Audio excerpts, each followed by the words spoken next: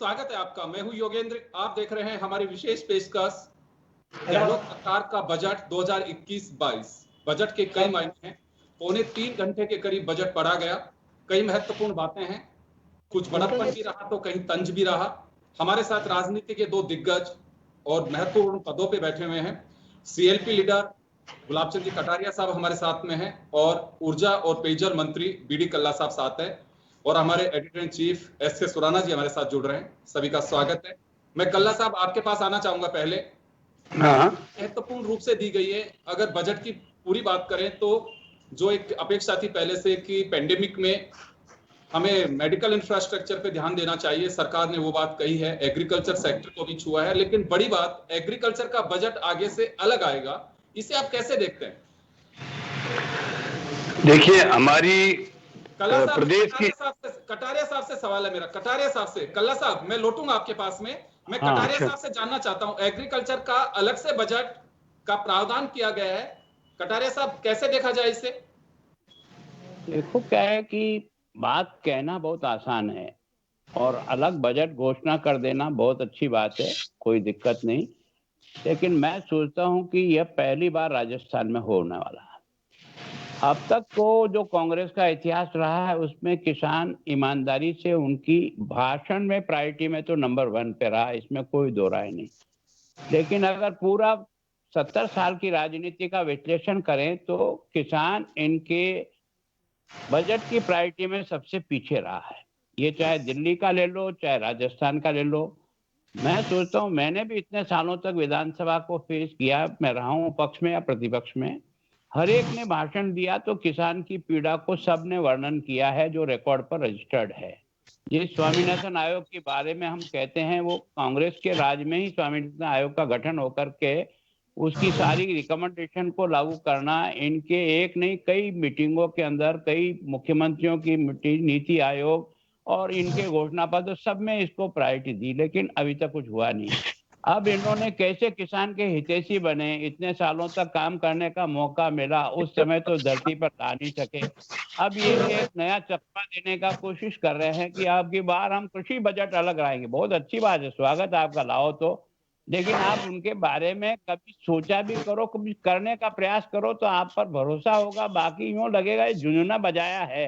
केवल इस समय की जो किसानों की जो खुशियां बची उसमें किसानों को अपनी ओर आकर्षित करने का एक काम है। मैं सोचता हूँ जब आएगा, जब तो इसके बारे में बातचीत करेंगे ही करेंगे, क्योंकि अभी तो वो गर्भ में है। जब आएगा उस समय उसका विश्लेषण भी करेंगे। लेकिन जो कुछ भी अब तक मैंने राजनीति में समझा हूँ, देखा हूँ, रहा हूँ, उसके आधार पर मैं कह सकता हूँ घोषणा भले कितनी की हो, लेकिन धरती पर उतारने वाली बातें नहीं के बराबर किसान के लिए हुई है। आपके पास में कल्ला साहब, अभी आप जी कटारिया साहब को कि कांग्रेस अपने भाषण में किसान को, खेती को जगह देती है लेकिन धरातल पे नहीं उतार पाती है। किसान और कांग्रेस की राशि एक है, बीजेपी की राशि उससे उल्टी है। हमने हमेशा किसानों का भला किया है। इसी कारण आपने देखा होगा, आजादी से पहले राजस्थान में 13 मेगावाट बिजली पैदा होती थी। आज लगभग 22,000 मेगावाट बिजली का जनरेशन राजस्थान में हो रहा है। आज का भी आप बजट देखो, जब किसानों के लिए कृषि बजट अलग आएगा उसमें तो बहुत सी बातें होंगी, लेकिन डीबीटी में इन्होंने जाते जाते 850 रुपए की घोषणा की थी। माननीय मुख्यमंत्री जी ने उसको बढ़ाकर 1,000 करोड़ रुपए किया है। 2 डेयरी साइंस कॉलेज खोलने की घोषणा की है, कई कृषि महाविद्यालय खोलने की बात की है, और इसके अलावा किसानों के लिए अनेक प्रावधान इस बजट में आपको देखने के लिए मिलेंगे। और जब अलग से बजट आएगा तो निश्चित रूप से उसमें किसानों के ऊपर फोकस होगा। किसान कल्याण कोष बना है राजस्थान में। इसके अलावा आप देखेंगे कि कृषि उपज मंडी से जो पैसा आता है उसके लिए उन पैसों से किसानों के कल्याण के लिए अनेक प्रकार के काम किए गए हैं। जहां तक स्वामीनाथन आयोग का जिक्र किया इन्होंने, स्वामीनाथन आयोग की रिपोर्ट को लागू करने का काम केंद्रीय सरकार का है। उसमें खास बात यह है कि किसान का परिवार जो मेहनत करता है उस मेहनत को, उनकी मजदूरी को उत्पादन लागत में जोड़ना चाहिए। वो काम केंद्रीय सरकार को करना है। मैं समझता हूं कि राजस्थान सरकार का ये काम नहीं है। फिर भी हमने अभी जो 3 बिल केंद्रीय सरकार लेकर आई उसके एवज में हमने 3 बिल यहाँ पारित करके भेजे, वो किसानों के हित में है। और कल्ला साहब वापस आ रहा हूँ, कल्ला साहब वापस लौट रहा हूँ आपके पास में, हमारे एडिटर इन चीफ एस के सुराना जी हमारे साथ में जुड़े हुए हैं। सुराना साहब, इस बजट को अगर पूरा देखें हम, जैसे पहले से भी चर्चा थी कि महामारी का दौर रहा तो मेडिकल इंफ्रास्ट्रक्चर पे सरकार ध्यान दे सकती है। देश में किसान आंदोलन चल रहा है, एग्रीकल्चर सेक्टर को ठीक से दे सकती है, तो एग्रीकल्चर का बजट अलग से करने का प्रावधान कर दिया गया। जो कमिंग यानी कि फाइनेंशियल ईयर होंगे उसमें जरूर आएगा। तो पूरे बजट को अगर हम देखें,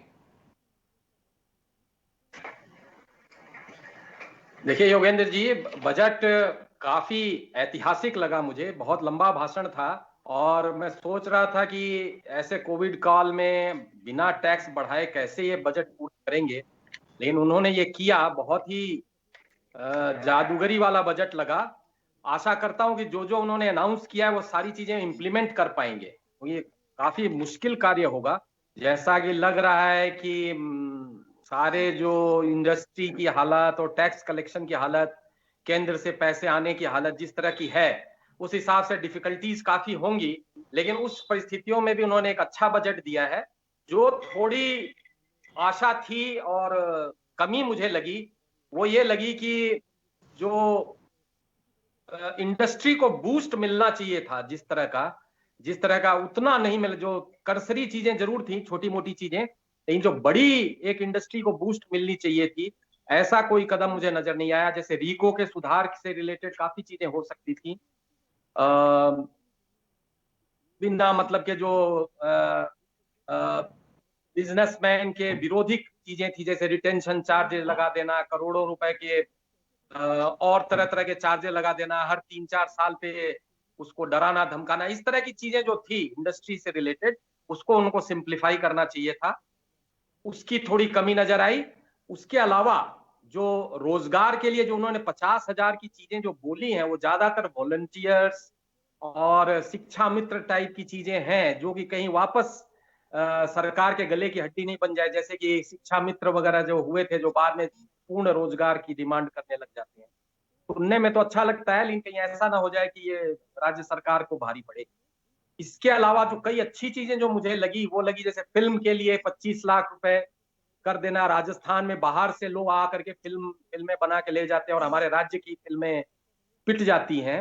ऐसी स्थिति में 25 लाख का प्रावधान करना बहुत ही अच्छा कदम है। उसके लिए सिंगल विंडो सिस्टम भी किया गया है। तो आशा है कि बिना ज्यादा ब्यूरोक्रेसी के, अभी कल्ला साहब भी बैठे हैं, मिनिस्टर साहब, तो ऐसी प्रक्रिया बनाए जिससे कि ज्यादा से ज्यादा लोगों को इसका फायदा मिल सके और ब्यूरोक्रेसी के हमारे कलाकार ना फंसे और उनको जो प्रोत्साहन की राशि है जल्द से जल्द बिना कोई झंझट के मिले। इसके अलावा जो उन्होंने शिक्षा से रिलेटेड जो चीजें की हैं, डिजिटल शिक्षा के लिए की है, वो सब सारी चीजें बहुत ही अच्छी हैं। लेकिन रोजगार सृजन पे थोड़ा और काम हो सकता था, जो हो सकता है कि बजट की कमी के कारण से नहीं हो पाया। थैंक यू जी। कटारिया साहब, आपके पास आना चाहूंगा मैं। अभी कल्ला साहब ने कहा कि देश में 3 कानून को लेकर के आंदोलन चल रहा है और 3 कानून हमने भी बना करके यहां से भेजे थे, लेकिन वो सिरे नहीं चढ़ पाए और राज्यपाल महोदय के पास में अटके रहे। लेकिन मेरा सवाल आपसे यह है कि कुछ चीजों को लेकर अशोक गहलोत ने साफ कहा कि इसी प्रदेश को सरकार योजना समर्पित करती है, बेहतर योजनाएं होती हैं उन्हें में आगे बढ़ाना चाहिए। उन्होंने 2 मसलों को लेकर के वसुंधरा राजे जी का उदाहरण दिया, प्रधानमंत्री नरेंद्र मोदी का भी दिया। उन्होंने डेट के साथ में कहा कि ईस्टर्न राजस्थान यानी कि पूर्वी राजस्थान के लिए 13 जिले उसे लाभान्वित हो सकते हैं। 37,000 करोड़ की योजना है। अगर आप लोग सहयोग करें तो प्रदेश के एक बड़े भूभाग का भला हो सकता है। इसी तरह से भामाशाह डेटा सेंटर जो है उसको लेकर के भी कहा कि बहुत ही काबिले तारीफ है। तो ऐसे कुछ चीजें हैं जिन्हें आगे बढ़ाई जानी चाहिए। तो योगेश जी, मेरी बात को बहुत विनम्रता से, क्योंकि कल्ला साहब बैठे हैं, मैं तो बहुत ज्यादा तो नहीं समझता हूं, पर मैं सोचता हूं कि जो 20-21 का जो आपने बजट, अनुमानित बजट जो पेश किया था, थोड़ा उस पर निगाह डालो आप। और उसमें आपने 1,73,000 रेवेन्यू से प्राप्ति के लिए आपने कहा था। अभी उसका जो संशोधित बजट आपने अभी इस बजट में रखा है वो 1,47,000 का ही रह गया। इसका मतलब आपको 26,000 करोड़ रुपया, ये जो रेवेन्यू रिसिप्ट थी ये आपकी कम हुई। और रेवेन्यू का जो खर्चा था वो आपने 1,85,000 करोड़ माना, उसकी जगह 1,89,000 रुपया खर्च हुआ। इसका मतलब आपने जो 12,000 का जो घाटा माना था, वो 12,000 का घाटा बढ़ करके आज की तारीख में 41,000 करोड़ रुपया हो गया। और अभी जो बजट के जो आप आंकड़े दे रहे हो, भाषण में तो आप कुछ भी कह सकते हो, लेकिन आपकी जेब में पैसा कहाँ से आ रहा है, कहाँ से जा रहा है? जेब में पैसा आएगा तब तो ये सब बढ़िया बढ़िया योजनाएं आप लागू कर पाओगे, बाकी ये कागजों में ही रह जाएगी। मेरी विनम्र प्रार्थना आपको, फिर निवेदन है, आप मेरे से वरिष्ठ हो, मैं आपका सम्मान करता हूं, पर मुझे ये बता दो कि 19-20 का जो बजट घोषणा आपने की और जो आपने ऐसी योजना जो 5 करोड़ से अधिक जिस पर खर्च होना था, और 20-21 का भी है, भगवान के लिए मुझे एकाध ऐसा काम जो 5 करोड़ से अधिक से बनने वाला था वो बन करके तैयार होकर जनता को सुपुर्द हो गया हो, तो उस काम का नाम मेरे को कृपया गिना दो। ये केवल और केवल मैं कह रहा हूँ, जैसा अभी हमारे वरिष्ठ व्यक्ति कह रहे थे, उनसे मैं, सुराणा जी कह रहे थे, मैं बिल्कुल सहमत हूँ। पढ़ने में बहुत अच्छा लगता है, ये भी हो जाएगा, हो कहाँ से जाएगा? जेब में पैसा नहीं है तो कहाँ से हो जाएगा और कैसे हो जाएगा? केवल लोगों को ताली बजाने के लिए जरूर हो जाएगा, क्योंकि बजटी प्रावधान कहाँ है? आपने 88 कॉलेज खोले थे पिछली बार, 88 कॉलेज, एक पैसे का प्रावधान है बजट में कहीं भी? आपने कहा था, पिछले बजट में घोषणा की थी कि हर पंचायत समिति पे एक नंदीशाला खोलेंगे, कहीं बजट का प्रावधान था? ये जितने काम आप लिख रहे हो, मैं आपको गारंटी से कह रहा हूं, इसमें बजटी प्रावधान जहां जहां हो उस पर अंडरलाइन कर देना, ताकि राजस्थान की जनता ये समझ सके कि ये वास्तव में केवल कागजी घोषणा है या बजटी सपोर्ट इसमें है।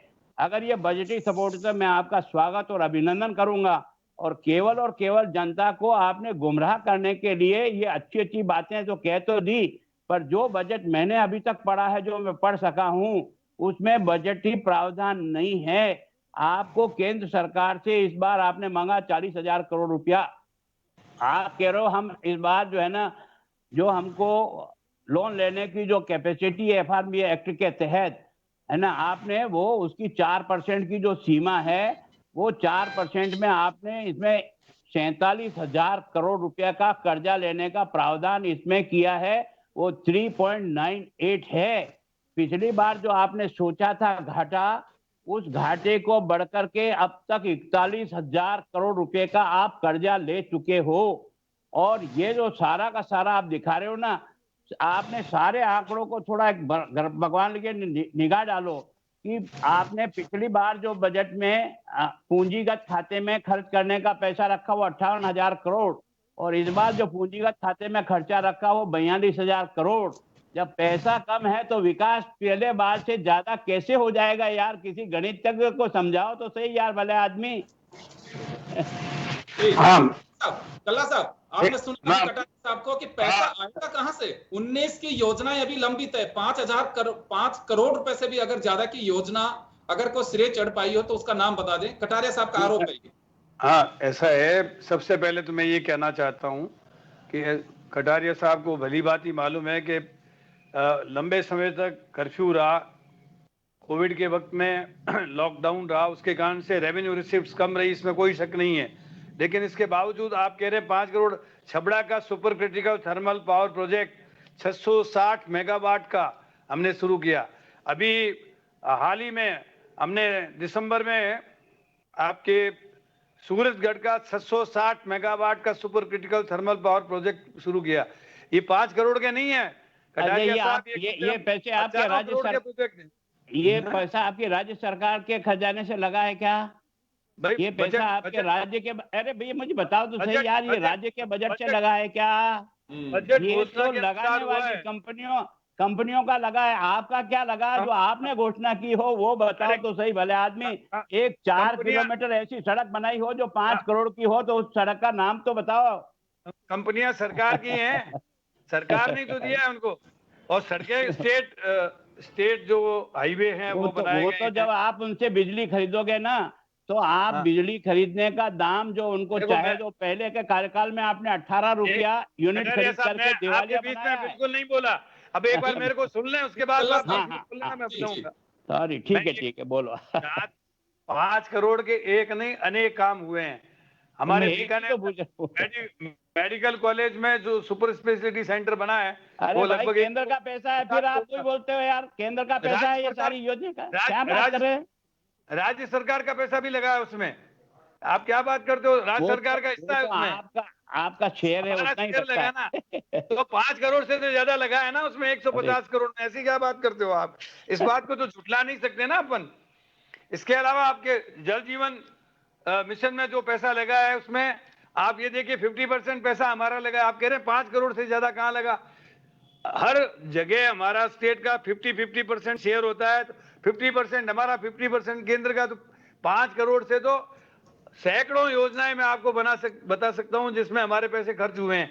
अब रहा सवाल, आपने ये कहा कि घोषणाएं सब वित्तीय प्रावधानों के अनुसार की जाती है, बिना वित्तीय प्रावधान के कोई स्कूलों को क्रमोन्नत नहीं कर सकता। कोई स्कूलों में या कॉलेजों में पशु सेवा केंद्र, प्राइमरी हेल्थ सेंटर, ये सब इसके लिए बजट का प्रावधान करना पड़ता है।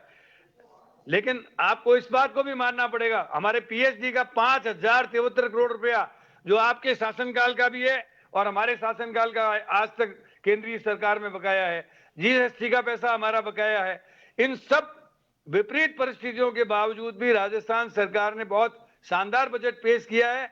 और जिस सेक्टर को कभी नहीं छुआ, ट्रांसजेंडर्स जैसे सेक्शन को भी 10 करोड़ रुपए की लागत से उनका कल्याण करने का काम पहली बार हाथ में लिया गया है। और इसके अलावा विद्यार्थियों के लिए, मेडिकल एंड हेल्थ के लिए सारे जिलों में 33 स्थानों पर मेडिकल कॉलेज खोलने का जो प्रावधान किया गया था उसमें सबको जमीनें दी गई है और बहुत शीघ्र इनके सबके शिलान्यास होने वाले हैं।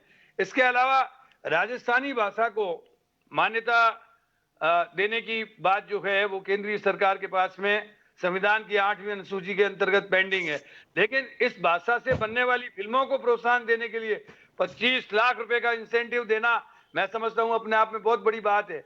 इसके अतिरिक्त मेडिकल एंड हेल्थ के लिए आप नेचुरोपैथी, आयुर्वेद, इनके कॉलेज खोलना, नर्सिंग कॉलेज खोलना और इसके अलावा प्राइमरी हेल्थ सेंटर्स के क्रमोन्नयन की बात, नए नए सेंटर्स खोलने की बात, ये सारी जो चीजें हैं ये अपने आप में, इसको तो आप भी मानते हो कि विकास का बजट है, लेकिन इसके लिए पैसे कहां से आएंगे?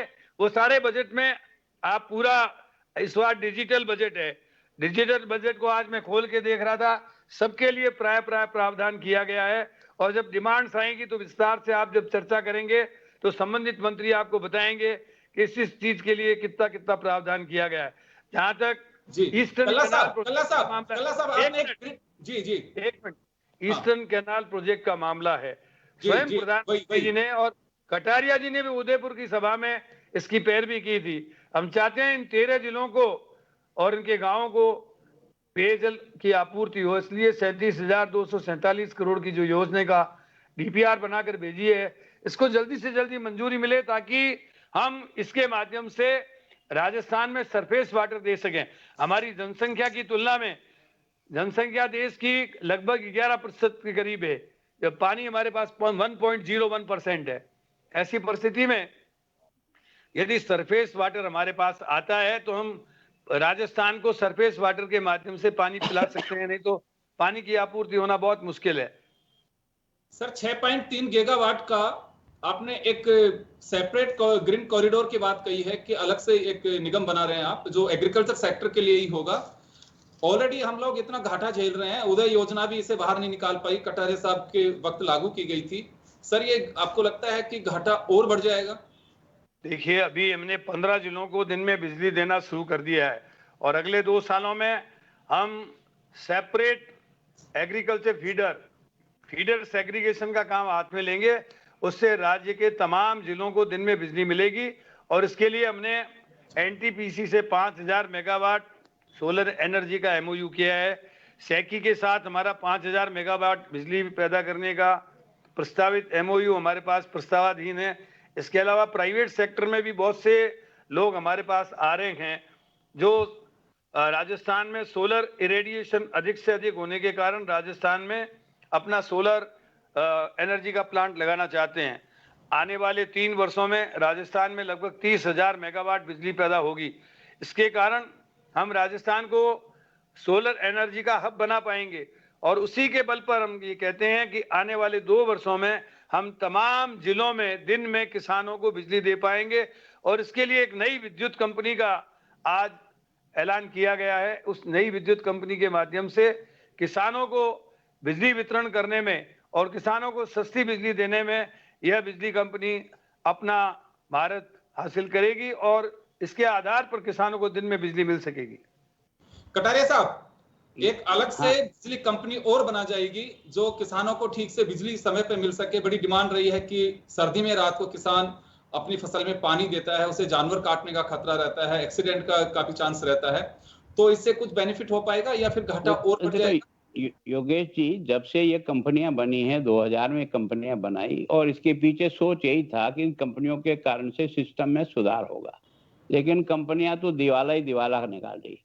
जब ये हमको राज सुपुर्द करके गए थे 2000, हमने जब इनको 8 में जब दिया था, हमने 15,000 करोड़ के घाटे में इनको बिजली कंपनियां दी थी। और जब ये वापस हमको 13 में देखे गए थे, उस समय ये घाटा जो है इनका 80,000 करोड़ रुपया हो गया। और स्थिति ऐसी होगी कि कभी भी बंद हो जाए। तो हमने उदय योजना में 60,000 लेकर के चुका करके 20 पे लाए थे। अभी कल्ला साहब को पूछ लो, वापस इस कंपनियों का घाटा 80,000 करोड़ से ऊपर जा रहा है कि नहीं जा रहा है।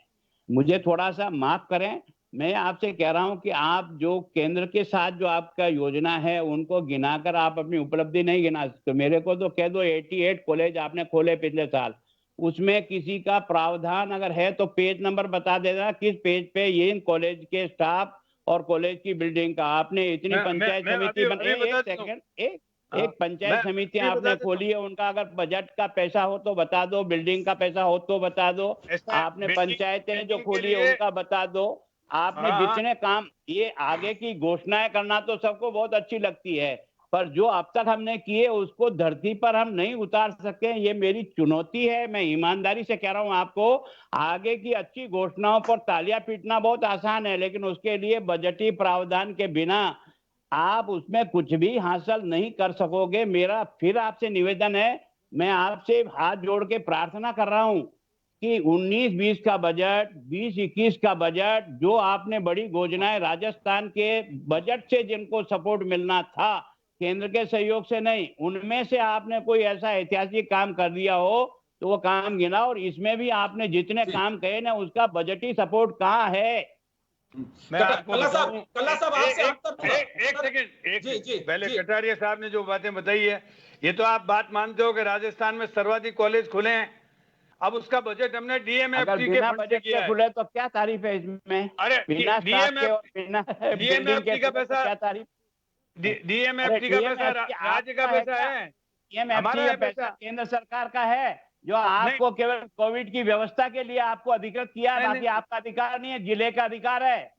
जो डीएमएफटी का पैसा जो है, डीएमएफटी के पैसे से उनके कॉलेज के भवन बन रहे हैं और जहाँ कमी रहेगी वहाँ सरकार देगी। ये अधिकार तो चिंता मत करो, सभी कॉलेजों के भवन बनेंगे।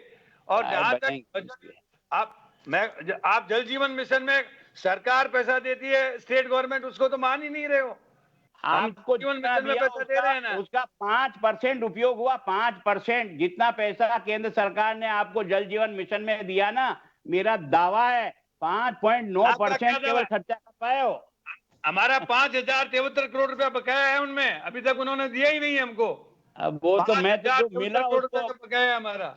आपको जो पिछले साल 1,000 सवाल है मेरा, कटारिया साहब 5% खर्च हुआ है। जी कटारिया साहब, एक सवाल है मेरा। मुख्यमंत्री अशोक गहलोत ने कई बार इस बात का जिक्र किया है, सभाओं में भी किया, बजट में भी किया, कि 25 सांसद राजस्थान से आपके एनडीए के चुनकर के भेजे गए हैं। 37,000 करोड़ की यह योजना है, 3 कृषि बिल है, और भी कई उन्होंने स्कीम्स के लिए कहा है कि अगर आप लोग सहयोग करें तो प्रदेश का भला हो सकता है इससे। पहले बात तो ये प्रदेश के मंत्री हैं, बता दो इस योजना में जो ईस्टर्न कैनाल के बारे में राज्य के बजट से कितना पैसा देना है वो बताओ पहले, वो उसकी व्यवस्था कहाँ है आपके पास? राज्य ने तो आज ही घोषणा की है 320 करोड़ रुपए की काली सिंध की 33,000 करोड़ की स्कीम है। 33,000 करोड़ की स्कीम है। आपकी जेब में कितना पैसा है राजस्थान में, ये बताओ? राष्ट्रीय योजनाओं में तो इंदिरा गांधी कैनाल योजना के लिए इंदिरा गांधी जी ने, राजीव गांधी जी ने 100% पैसा दिया था। तो मतलब जो माल फोकट का मिले उसको तो आप बहुत अच्छा है, गांठ का पूंजी लगाना नहीं चाहते हो और फिर योजनाओं को मांगना चाहते हो। आज लगा रहे हैं, आज 500 करोड़ रुपए की योजनाओं का ऐलान किया है। ईश्वरदा योजना 3000 करोड़ की मंजूर की है। 33,000 करोड़ तो वो दे दें और 500 करोड़ को आप झुंझुना बजाते रहो। अरे 3000 करोड़ का ईश्वरदा का बांध भी मंजूर किया है ना, उसका काम शुरू हो चुका है। परवन बांध योजना जो है करीब करीब कंप्लीट होने वाली है। दादा वो मंत्री महोदय हमने स्वीकृत किया, वो परवन को पार्ट के कागज निकाल के देख लेना यार, पढ़ लेना कब स्वीकृति की होगा, पैसा दिया है। आपने स्वीकृत की होगी, बना तो हम रहे हैं ना। अरे पैसा हमने बजट में स्वीकृत किया हुआ है, क्या बातें करते हो यार। दो साल से हम बना रहे हैं उसको। कटारिया साहब, एनसीआरबी के रिकॉर्ड का जिक्र किया मुख्यमंत्री जी ने कि एफआईआर पहले दर्ज नहीं होती थी, क्योंकि आप तो गृह मंत्री रहे हैं, अब एफआईआर दर्ज हो रही है, तो इस वजह से आंकड़े बढ़ते जा रहे हैं। हमारा ध्येय है कि जो एफआईआर दर्ज हो उसे न्याय भी मिलना चाहिए, बेशक आंकड़े बढ़ जाएं। आज ही हनुमानगढ़ की एक महिला ने इन्हीं मुख्यमंत्री जी को सवेरे पत्र दिया है कि मेरी एफआईआर दर्ज नहीं की, वो उनके सामने आकर के कागज दिया है। तो ज्यादा अभिमान करने की जरूरत नहीं है। जो गंभीर अपराध होते हैं, चाहे गुलाबचंद हो चाहे कोई चंजी हो, क्या बलात्कार हुआ उसको ना कह सकता है मैं एफआईआर दर्ज नहीं करूंगा, लूट हुआ उसका ना कह सकता है मैं दर्ज नहीं करूंगा, क्या चोरी हुई उसके लिए ना कह सकता है, क्या आत्महत्या की है तो ना कर सकता है, कोई मर्डर हो गया तो ना कर सकता है। क्या गंभीर किस्म के अपराध को सरकार कोई हो, मंत्री कोई हो, ना करने का सवाल ही नहीं। छोटे मुकदमे के बारे में दर्ज होना न होना हो सकता है, मैं उसके बारे में नहीं कहता हूं, लेकिन ये दावा नहीं करना, क्योंकि आपने देखा होगा कि अलवर की जो रेप हुआ था सामूहिक, वो कितने दिन बाद दर्ज हुआ, जब आपकी वोटिंग हो गई थी लोकसभा की, उसी दिन शाम को दर्ज हुआ था। आपके एसपी के पास कागज था, आपके एमएलए के पास कागज था, हर आदमी ने जाकर के वहां दी थी। आप इतनी सफाई मत पेश करो और अपनी पीठ मत थपथपाओ, सच्चाई को स्वीकार करो। एफआईआर दर्ज हमारे टाइम पे नहीं होती तो आज भी आपको रोज जितने मुकदमे पड़ते हैं ना, आपकी पुलिस क्या वो मेरी भी पुलिस है। कटारिया जी, मंत्री कोई मना नहीं करता एफआईआर के लिए, नीचे के अधिकारी मना करते थे, लेकिन अब मना करने पर एसपी तक लेवल तक को अधिकार दिया है कि वो एफआईआर लॉन्च कर सकता है। ये अधिकार तो एसपी का तो पहले ही था दादा भाई, क्यों बेकार कहते हो यार, मैं भी तो गृह मंत्री रहा हूँ यार, एसपी को पहले ही अधिकार नहीं, अब जिस तरीके से खुला अधिकार दिया था उस तरीके से पहले नहीं होता था दर्ज। तो पहले क्या डब्बी में बंद करके देते थे अधिकार। चलिए, तो बहुत बहुत शुक्रिया कटारिया साहब और कल्ला साहब, ये राजस्थान की राजनीति के दो दिग्गज जन टीवी के साथ में जुड़े, और दोनों का बहुत बहुत आभार। काफी बजट की घोषणाएं काफी महत्वपूर्ण है और लंबा बजट कहा जा सकता है, लेकिन बस बात यही है कि वो धरातल पे उतरना चाहिए, उसकी मॉनिटरिंग प्रॉपर तरीके से होना चाहिए ताकि हो सके। जी, बहुत बहुत शुक्रिया आप सभी का। धन्यवाद। बजट स्पेशल में छोटे से ब्रेक के लिए, ब्रेक के बाद नए पैनल के साथ जल्द हाजिर होंगे।